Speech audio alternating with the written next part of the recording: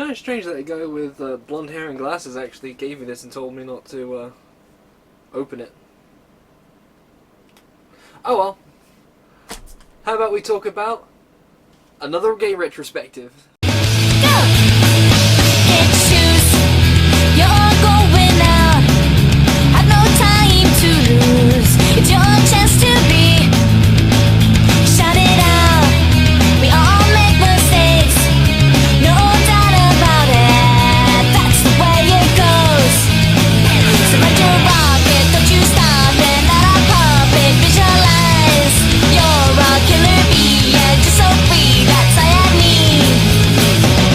This is your path to be.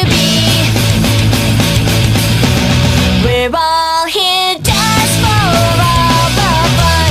Now you're jamming hard, yeah. Hype it up all once again. Hype it up. Now you're jamming hard, yeah. Hype it up all once again. Hype it up. So guys, yes, I'm back doing another old school game retrospective, but this time I thought we'd do something a little bit different. Because obviously, since my last retrospective, you guys know that I talked about Oddworld Abe's Odyssey, which you can find in the channel down below. But I thought this time round, we'd talk about a classic video game. We talk about the original Resident Evil. For those of you who don't know, Resident Evil, or Biohazard in Japan, is a survival horror game developed by Capcom, known for Street Fighter, Mega Man, Darkstalkers, Okami, and Ace Attorney, to name a few. And it is the first game in the Resident Evil franchise, as obvious. Originally released in 1996 for the Sony PlayStation, it has been ported onto the Sega Saturn and PC. It was re-released twice on PlayStation in the form of Director's Cut. A Game Boy Color version of Resident Evil was planned for a 1999 release, but Capcom had later cancelled it, citing poor quality of the port. Instead, Capcom released a new game in the series, titled Resident Evil Gaiden. In 2002, a remake of the game for the Nintendo GameCube, featuring new graphics, new voice acting, and other significant changes, was released. A Nintendo DS port of the original was there, with added modes and a subtitle called Deadly Silence, was released in early 2006. While this was not the first horror game, survival horror game, Resident Evil's success actually propelled the genre to new heights, and the popularity of it gave the first game to coin the term survival horror. So this is where I'm going to go into several little details of the Resident Evil franchise. So this will be a bit of a long video. Feel free to stick around if you guys want to, but I'll be going through every single little bit in the franchise. So we're going to start with the development and then going into other stages of the series. But I will also talk about the story, so if you guys haven't played it, click off this video if you like, and just go straight, like you can find it online somewhere and just play it that way. Resident Evil was developed from 1994 to 1996 by Team Horror, a Capcom development team largely consisting of newcomers within Planning Room 2, a studio that would then later become Capcom Production Studio 4. The game was then produced by Toguro Fujiwara, a director of 1989 Sweet Home, which was released on the original Japanese Famicom, or the Japanese version of the NES, who desired a horror game similar to it, that would also achieve what the Famicom could not. The game was then directed by Shinji Mikami, who had previously directed Disney, Capcom's Disney tie-in games, especially Goof Troop for the SNES. Beneath him was a team of planners who made a variety of decisions on how the general design of the game was to fit, from proposing map designs and item designs, and to develop the game's backstory. The team consisted of Hideki Kamiya, Hirori Kato, Kazunori Kadoi, Koji Oda, Yamada, I'm going way off track, Satoshi Murata, Kenichi Iwao, Yasuki Saga, Kazuhiro Aoyama, Takahashi Nakia, and Masaki Yamada. Many of these planners joined the team halfway into the development, including Saga and Kamiya, due to the development exceeding the initial expectations. At least three beta builds were made in circulation of media events, dating on the 4th of August and the 4th of October 1995, and the 31st of January 1996. The first two would become available online by a platform called Hidden Place. Pre-production and development of the game's engine took up the first year of Resident Evil's 27-month development, which was initially expected to take only between 18 to 24 months. This was in large part due to the developers testing out the PlayStation for 6 months and hitting obstacles where their ideas were too elaborate, having never worked with a 32-bit system before. While during the first few months the game was considered for the Super Famicom, but production was then quickly changed to Sony's new PlayStation, which Capcom had major interest in. The actual look of the game went through considerable adjustment due to problems with loading. The initial plan was for the game to have a high polygon count, with the player and several AI partners moving through a fully 3D environments in a first-person perspective, utilizing the emerging motion capture technology. This proposal caused considerable strain on the PlayStation, so it was then decided later to be toned down. To save space, the 3D environments were then left completely out of the game and replaced with only 2D renderings of the game, from certain viewpoints to give more of a cinematic feeling of the game. With the technology they had available at the time, the developers could only create room environments with a maximum of only 8 still images. As a consequence, the entrance hall and the staircases and the dining hall were split into upper and lower rooms. While it was technically possible now for plentiful casted characters using limited AI in the same room, character interactions were very rare and often took place in empty rooms to allow for higher polymodels, with rooms offering only a limited number of zombies in for the same reason. For the laboratory stages, planner Hideki Kamiya oversaw the creation of the naked zombies, which would then have a lower polygon count because then those in the mansion, only because there was no need to emulate clothing in the game for that specific stage.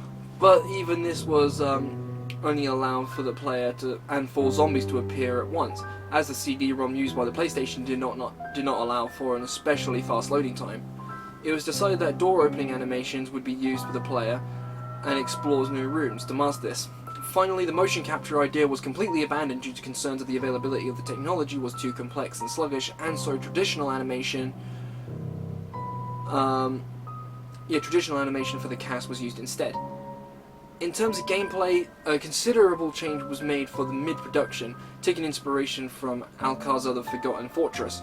It was intended for each enemy to have several attacks and could be outright avoided by the player by tricking the enemy AI. A further idea to use traps to kill enemies was studied, but then it was decided that that was not enough time to add this mechanic. A similar mechanic involved luring zombies towards landmines where they would explode upon impact. Another mechanic related to zombies being able to follow the player between rooms, forcing them to barricade the doors. This mechanic was also dropped, likely due to the console problems that they faced along the way. During the late production, the auto-aiming function was disabled and the number of ink ribbons found by the player were then later reduced. Capcom also planned to eliminate this fourth-dimensional item boxes for the North American version, meaning that any item the player stored in one item box could not be retrieved in another, but they were restored for the release of the version of the game in North America. Now we're going to move on to the story aspect, where we're going to talk about some bits and pieces that were changed in the series. Story writing for the game can overall be defined in 2 stages: the early project, created by Mikami and a team of planners, and the latter story, largely created by Kenichi Iwao in coordination with Yasuki Saga. Iwao himself worked on both stories, though it went through a considerable alteration when he took over writing duties. So you got Mikami's version of the story. While Capcom's leadership desired a video game similar to Sweet Home, as it was a film tie-in game, its story and cast could not be reused. This gave Mikami a degree of freedom in the first 6 months of pre-production, with the only real starting point being that it took place within a mansion. Mikami had very little interest in a long, complex storyline, seeing that a story was only better than nothing at the time. A story was more typical of RPGs, whereas with other genres being light on plot with much explained through either at the start of the game or in a manual. Accounts differ to how large the story actually was under Mikami, with Iwao suggesting Mikami's claim of a 40-page script with flowcharts was inaccurately and referring to his later work. The general story involved a team of 4 characters named B. Mercury, Jill, Gelza, and Dewey, who would investigate a mansion inhabited by paranormal monsters created by an evil scientist, and search for a good scientist as their overall goal. Over time, ideas changed as these 4 characters were, well, with one idea being that there were civilian survivors of a plane crash, but later development of this became cybernetically enhanced special forces operators. Capcom's executives were very dismissive of Mikami's idea for the game, having repeatedly asked for more work to be done. Iwao himself was also equally opposed to the story, which he part wrote to Mikami's specifications, seeing that he was only invoking too many Rockman elements and other ideas not keeping in with the horror. Ultimately, Okamoto was replaced with Iwao in charge. Then you got Iwao's version of the story. Iwao worked from the ground up in creating a horror story using available materials, while new ideas were also being brought in to replace the Rockman ideas like cybernetic enhancement. By the middle of 1995, the cast was then expanded considerably, and Iwao worked on with the names with Kamiya. Beam was then completely changed into Chris Redfield, a combination of ideas by Iwao and Kamiya, who originally gave him that name. Kamiya gave Jill the surname Morrison, as in a reference to Jim Morrison, one of the main guys from the band The Doors, but then Iwao changed it to Valentine, as in reference to Bobby Valentine, the manager of the Chiba Lotte Marines baseball team. Gelzer was then soon replaced with Barry Burton, who then took on the story role as the initial traitor, but then was radically different in design. Joseph Frost was then named in reference to Joseph Joestar from JoJo's Bizarre Adventure, and the mad scientist villain was then reworked into Albert Wesker, to be revealed as the part of the Tyrant project staff. Iwao named in that because it sounded very formal. The Bravo team was also created as a means of additional exposition before killing them off entirely, but due to time constraints this was then drawn down to them being in many cases found already dead. The developers loved the Wesker character so much, and plans were drawn to reveal his survival in future titles so then he can be reused in later games. The paranormal concepts were then replaced with biotechnology, with creatures now being mutants, created by the retroviral T-virus. These experiments were now part of a wider bioweapons project created by the Umbrella Pharmaceuticals company. Chris's script was then nearly finished in August 1995, and when the game appeared at V-Jump Fest, and while a separate Jill story may have been in the planning stages by then, as Fatamutsu's article on the game mentioned 2 protagonists, there was nothing to show for it at the time, only being partially written in the October build. A number of files were then created for the game to tell more details of the plot, written by both Iwao and Saga, who exchanged notes. One file, the Trevor Memoirs, was ultimately cut late in development, exciting as late as the January Trail Edition. Saga petitioned for its removal, concerned that the story depicted in the file contradicted elements shown in the game. Mikami would say in interviews that, however, that he had it removed for revealing too much of the game's plot. The game's file was then written by Saga with some ideas from Iwao. It chronicled the demise of George, Jessica, and Lisa Trevor, also introducing the character of Oswell E. Spencer, the man whose the mansion in the first Resident Evil is actually named after. Overall, with the design as well, we got the character design. As said earlier, one of the initial proposals was that the cast would be cybernetically enhanced, but this was then later rejected in Iwao's version of the story, to make it more akin to the real world. There was some degree of infighting over the designs of Jill, with some members of the team preferring to portray her as a cute sidekick character typical of Japanese storytelling.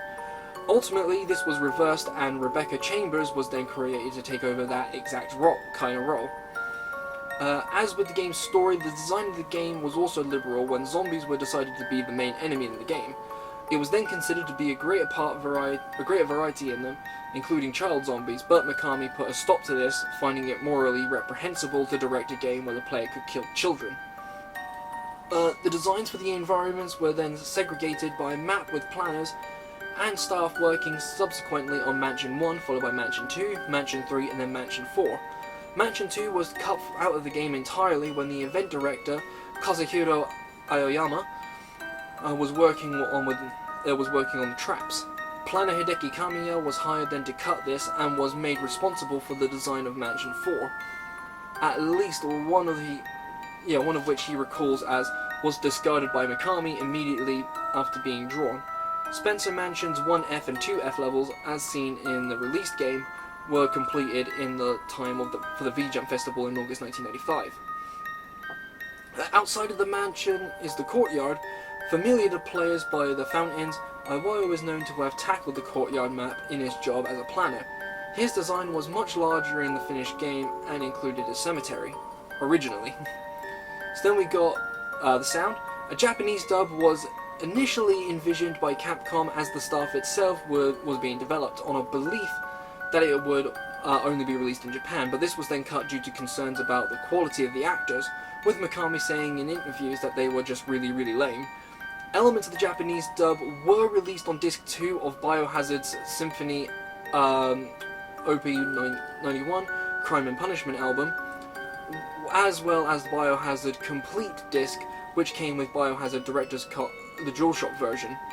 Outside of the Japanese, only an English dub was ever commissioned using actors readily available in Japan, who could only be hired very quickly.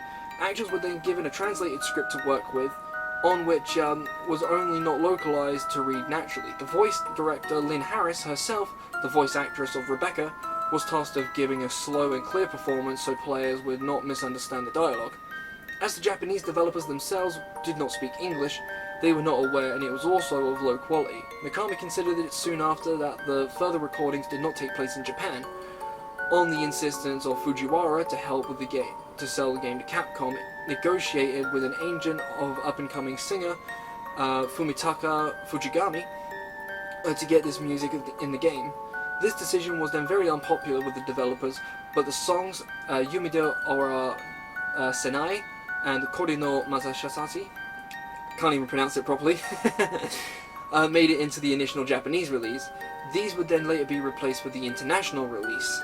Alright, and to go with the cinematic feel of the game, Mikami also pushed for a live-action shooting of the opening and several ending cutscenes written by Iwao as if any other cutscene. Several American residents in Tokyo were then hired for the project, based entirely on their availability rather than any professional talents. Those who were not also booked as the voice actors were then dubbed over in their scenes. The opening sequence was filmed outside of the bank of the Tama River, which then led with problems with the actress of Jill, a teenage girl named Inez, also in the credits, becoming distressed over the large number of mosquitoes. The finished project was then released in a variety of forms as the game was released and re-released internationally. Some versions of the game kept the opening in black and white, while others had colour. This sequence was then also cut heavily in some releases, condensing Joseph Frost's death and the footage of the Cerberus being shot. A shot of Charlie, the Chris Redfield actor, smoking was also cut out of the game in some releases. Despite these tweaks, the game was still released on the PlayStation and is one of the first games to receive the mature rating from the Entertainment Software Ratings Rating Board, or the ESRB. Well, ESRRB. When Capcom began to release Biohazard internationally, new setbacks were then reached. Chris Kramer, the then director of communications, discovered that another video game, as well as a band, were already using the name Biohazard in the United States. It was then decided that the name was going to be kept in Japan, but with a new uniform title for an international release. The competition was held by the developers who had earlier picked Biohazard out of the 100 to 200 ideas, and Resident Evil was the winning idea for the international name, and it was submitted to the marketing team. While Kramer did not like the title, he could think of no other ideas at the time, so since then the title has stuck ever since. So we are now going to go into the overall plot of Resident Evil, so this will be very spoiler based. So we got a little bit of the backstory in the actual plot of the game. The Spencer Mansion was constructed in the Arkley Mountains in the 1960s by George Trevor, an architect who had subsequently disappeared. The mansion housed an underground laboratory used by the Umbrella Pharmaceuticals Company for top-secret bioweapons development on the behalf of the US military. Soon after the completion of the E strain virus in 1998, the virus broke out and infected the staff, causing noticeable necrosis to the skin and severe brain damage, which limits their intelligence and triggers the excessive production of hormones, making them murderously angry and obsessively hungry, and causing them to grow several inches. In their volatile state, they were unable to prevent their mutant test subjects from escaping, leading to a number of deaths of hikers in suburban factories. In July 1998, Raccoon City Police Department, unable to solve the murder and animal attack cases, handed over by the investigation to STARS, an elite enforcement unit funded by Umbrella. So now we're going to go into the actual plot of the game. The game begins on the night of July 24th, 1998. The STARS Bravo team, which was sent out on the night before to investigate the killings, has dropped out of radio contact, and the Alpha team is dispatched to the Arklay Mountains in their own helicopter to find them. While searching the area, STARS member Joseph Frost finds a severed hand, still clutching a handgun. He is soon attacked by mutated dogs and is subsequently killed. The other STARS members flee back to the helicopter, but the pilot Brad Vickers has already taken off and abandoned them. Spotting the large building in the distance, the 4 remaining STARS members run toward it in the hopes of finding the shelter from the dogs. Depending on the character choice at the beginning of the game, you get to choose as playing as both Chris Redfield and Jill Valentine. Chris or Barry Burton will fail to reach the mansion door, and the team was down to the 2 members. The player, Albert Wesker, and another character, while talking in the entrance hall, a gunshot is heard from the building's west wing. Wesker orders the player to investigate, with Barry, only if you're playing as Jill. The player then finds a pool of blood next to the fireplace of the dining hall and soon discovers the decapitated remains of STARS Bravo team member Kenneth J. Sullivan, being eaten by an infected man. When they return to the entrance hall, no one is there. During the exploration of the mansion, the player will then find 2 Bravo team members. On the terrace, they may find the body of Forrest Speyer, who was injured by the zombies and is subsequently attacked by crows. He is dead in the original game, but alive and infected in the director's cut. In the East Wing, the player will also find Richard Aiken, whom they can help, if alive, by recovering the medicine to treat a large bite. He dies irregardless, but will offer his radio if treated. Elsewhere in the mansion, the player also finds files that describe the disaster of how the staff slowly went insane and killed one another, and how a man in sunglasses stopped outgoing phone calls and cut them off from the rest of the world, eventually surviving. The surviving scientists and researchers began killing themselves upon showing symptoms of infection. During the initial exploration of the mansion, Jill will run into Barry in predetermined locations based on the player's path. He may help her escape a ceiling trap to give her ammunition for the bazooka, show her Forrest's body, or talk to her in the study room. For Chris's, we will find Bravo Team survivor Rebecca Chambers either attending to Richard's wounds or in the West storeroom. If Chris arrived in time for the medicine, and if he takes too long, he is already dead, and Rebecca will then disappear. Chris will then later meet her in the bar, where she plays the Moonlight Sonata to trigger the opening of a secret room. Following the defeat of the Yawn enemy, the player then moves to the courtyard populated by Cerberus, the infected dogs. They will then move on to the dormitory, or the guardhouse in the English version, where the giant plants vines can attack the player, and where the bees have taken over the gallery. Underground is a flooded room in which is housed a water tank that has smashed, allowing several sharks to swim freely in shallow waters. The compound V-Jolt may be used to weaken the giant plant 42, as Jill herself in Jill's story, or Rebecca in Chris's. After killing the plant, the player will then run into Wesker, who tells them to reinvestigate the mansion. In Chris's story, he says that Jill has disappeared, while in Jill's story, he cautions her about Barry's unusual behavior. Returning to the mansion, if the player finds it populated by more powerful bioweapons monsters called Hunters. After defeating the Yawn, the protagonist then jumps into the hole leading into George Trevor's hidden tomb, which itself leads to the passages to the kitchen. In Jill's story, Barry then drops a rope and she will either wait for him to return or to continue down the passage. In Chris's story, Rebecca will be confronted by a hunter somewhere in the mansion, which will kill her if it takes too long to find her. After leaving the mansion, the protagonist then climbs down the hole behind the waterfall in the courtyard leading to the tunnel's abandoned nearby umbrella in the 1960s. In Jill's story, she finds Barry already there, and he asks her to go with her. If she agrees, he then will go first, and if she refuses, he asks if she will stay here while he goes in alone, and she can refuse or accept to do so. Deep in the tunnels, Jill finds Enrico Marini, Bravo Teams' captain, who is injured and believes that stars were set up to be wiped out in the mansion. He is not sure who the traitor is, but he believes Jill is not involved. Regardless of who accompanies Jill, an unseen individual shoots Enrico before he can be revealed more information. If Jill refused Barry's request to accompany her, he will be killed by a hunter in the tunnels.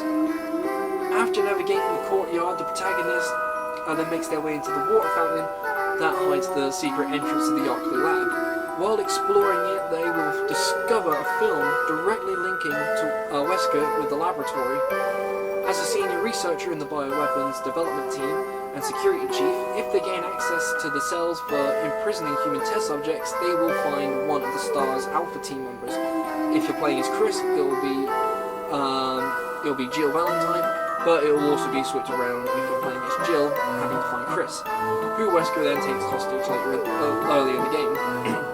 The protagonist will then later head down to the elevator into level B4, the cultural room, tank room, where Jill will be confronted by Wesker, who will then reveal that he received orders by Umbrella to use stars to reach the lab and return crucial bioweapons research data from them. Barry is then revealed to be his subordinate and is forced to do so with the threat of his wife and daughter's death. If Jill waited for the rope back in the mansion, Barry will then turn on Wesker and shoot him. If Jill didn't wait and Barry survived the underground tunnels, he will then take off the helicopter and be killed along the way. In Chris's story, and Rebecca, if she's alive, meet Wesker outside the elevator, and if Rebecca is alive, she will be shot, and although wearing a bulletproof vest, she will be knocked out. In any case, the protagonist will then enter the culture room to witness the tyrant, which will then make up and attack the player. If Wesker is there, he will be impaled and killed, but if Barry is there, he will only be slapped and knocked out. Following the defeat of the tyrant, the partner character, and if the partner character is still alive, the self-destruct system will be activated, and the protagonist will then receive a radio call from Brad asking for their response. If the protagonist has obtained Wesker's master key, they can use it to save the imprisoned comrade and make their way to the helipad. After arriving at the helipad, the protagonist will then fire a rocket into the air, signaling Brad to pick them up. If the self-destruct system was activated, the tyrant will appear and will appear on the helipad and engage in a final battle with the protagonist. In this case, the tyrant may also be attacked, potentially kill the partner character. During the fight, Brad will then drop a rocket launcher with the protagonist and can use to defeat the tyrant. If the self-destruct system was not activated, the game will just simply end with the surviving characters boarding the helicopter. So now we're going to talk about some of the characters of Resident Evil. Resident Evil gives the players a choice between two playable STARS characters. STARS Alpha team members, Chris Redfield and Jill Valentine. The difference between the two characters go beyond the superficial, as if they were having varying abilities. Items and even supporting characters, resulting in slightly different scenarios for each protagonist. Later titles in the Resident Evil series often follows this tradition, including a male and female lead. Although in some cases both characters are not playable at the same time, notably apart from Resident Evil 0, as players control both protagonists simultaneously. But Chris Redfield, one of the protagonists of the game, he is much stronger and faster than Jill, making him more resistant to enemy attacks and giving him more options to avoid them. However, to compensate for his strength, his scenarios are more challenging, especially for inexperienced players. He faces more enemies compared to Jill, and the enemies in his scenario also have way more health than they do in Jill's. Chris can only carry 6 items and starts with only a knife. To make things worse, he'll need small keys, called the old keys in the Resident Evil remake, to unlock places where Jill can just simply she can just use her lockpick. Chris's supporting character is Rebecca. While she will not rescue him as much as Barry would for Jill, she can heal all of Chris's wounds at certain stages of the game, depending on Chris's actions. Chris also finds a flamethrower, a weapon exclusive only to his scenario. You got Jill Valentine, Another one of the protagonists of the game, her scenario is a lot more simpler of the two, as she has a higher carrying capacity, 8 items simultaneously compared to Chris's 6. She also has a lockpick that serves as a substitute for smaller keys in Chris's scenario, as well as the sword key in the original game. Jill's supporting character is Barry. He wields a powerful .357 Magnum called Python, and is more hopeful than Chris's Rebecca, as he eliminates the need for the broken shotgun, as long as the player hasn't picked up the armor key yet, and assists in the fighting several bosses. Jill also gets to use the grenade launcher, a weapon exclusive to her scenario, capable of firing several types of rounds. However, these advantages are offset by the fact that she is more vulnerable to enemy attacks than Chris due to her lower health, and is less likely to escape from them since she is a bit slower. The character who is not chosen becomes the prisoner of Wesker until the end of the game. To unlock the passage leading to the cell, the player must collect the 3 MO discs, then insert them into terminals located throughout the lab. These terminals are apparently modelled after the GameCubes in the remake. The cell's door can only be unlocked by activating the self-destruct mechanism, or by using Wesker's master key.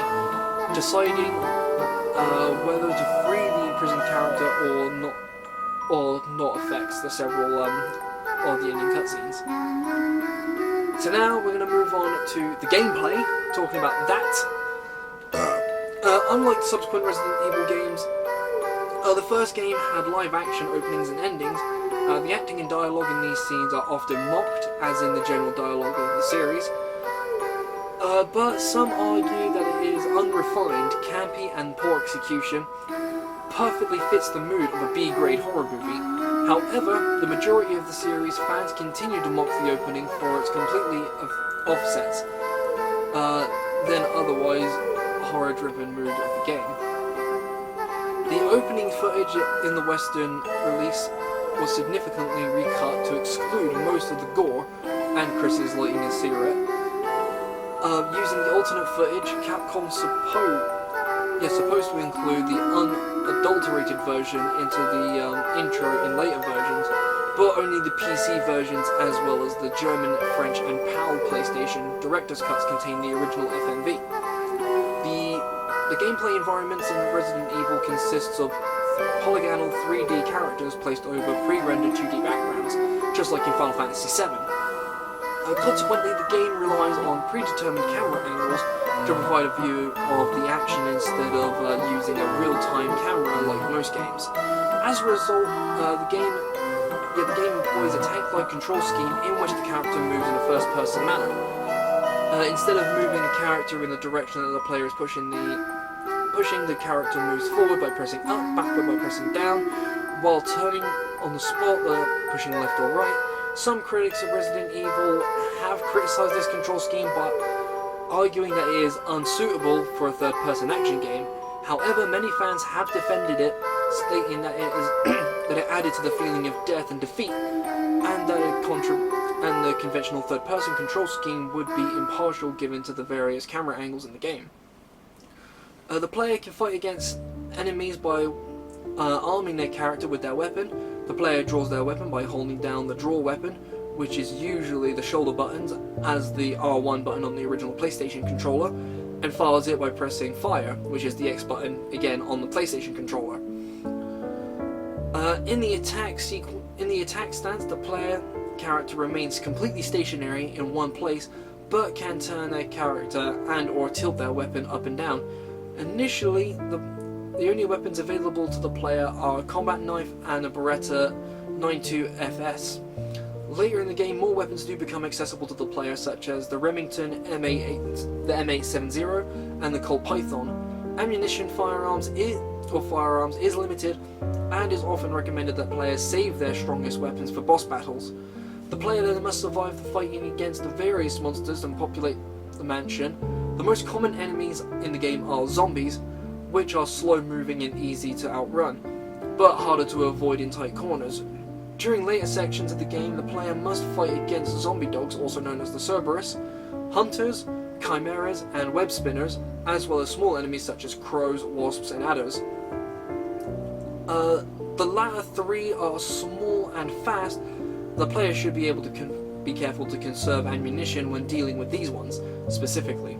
The player must also fight against bosses, such as the giant snake, who is called Yawn, the mutator plant, which is Plant 42, and a giant spider called Black Tiger, and a giant shark called Neptune, and the Tyrant, with its codename being T-002 type. Health is also restored by using first aid sprays or healing herbs. Of the two healing herbs, there are more common and restore a portion of the player's health, while first aid sprays are more scarcer but will restore the player's health completely. There are 3 types of herbs available: green for restoring health, blue which can cure poison, and the red herb which can't be used on its own but will triple the healing power of the green herb if mixed with one. The herbs can be mixed and used in 6 different combinations. The player must must navigate through the mansion by collecting various keys and items that are necessary to progress through the game, while also solving puzzles along the way. The player has a limited inventory space, so they must choose which items to carry and which to leave the player behind. Storage boxes are available throughout the game for the players to store items for later use. The player can only save their progress in the game by going to a typewriter and using the ink ribbons to save the game. Ink ribbons are available in limited quantity, forcing the player to seriously consider whether they have made enough progress to justify saving the game. This method has also been criticized by many, but designer Shinichi Mikami defended it and arguing that it increased the tension of the game. There are also various documents available to the player within the mansion to either serve to provide solutions to certain puzzles or to simply further the divulge the plot. The game then gives the player the control of STAR's Alpha Team members Chris Redfield or Jill Valentine as they search for a way to attempt to locate the other STAR's Bravo Team. The characters can also play similar scenarios, but they have different skills. Chris is assisted by Bravo Team medic Rebecca Chambers, who then becomes playable in certain positions of his scenario, while Jill gets help from fellow Alpha Team member Barry Burton. Jill's quest is easier because she has a higher item carrying capacity, but can also pick up. She can also open locks with her lockpick.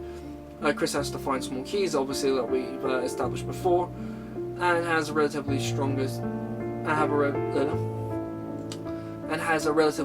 teammate. She also has access to the grenade launcher and can also complete certain puzzles by herself, while Chris needs Rebecca's help in certain areas. Chris's limitations make his quest arguably more difficult, but he has more stamina than Jill, therefore he can sustain greater damage and run a lot more faster. Now we're going to move on to some of the marketing. We've got a trial version of the game titled Biohazard Trial Edition was released in Japan in late 1995. This version of the game featured bloody writing on certain walls of the mansion, which then alluded to the game's backstory when examined. However, the concept of the blood writing was almost entirely removed in the final version, except for a brief flick of blood in the main hall. When Street Fighter Alpha Warriors Dreams was released in the UK in May 1996, HMV sold copies containing a demo disc for Resident Evil. According to the disc's cover, it was a promotional exchange disc and could be exchanged at HMV for a copy of the full game upon release, with the price only being reduced by £5. While the promotional deal was active from June the 28th to September 1st, 1996, Resident Evil was only released in the European market in August, while the demo was handed out for long before the game's European release. It was included content that predated the Japanese trial edition, and an independent German preview disc was also released shortly before the game fully came out. This preview game came censored and uncensored formats to these German censors and contained 3 minutes of video content. In April 1996, Marvel Comics published an original prequel comic to the game. This non-canon story tells the tale of Bravo Team member Richard Icon's exploration of the Spencer Mansion, along with Albert Wesker retrieving his orders from Umbrella to send stars out to their deaths.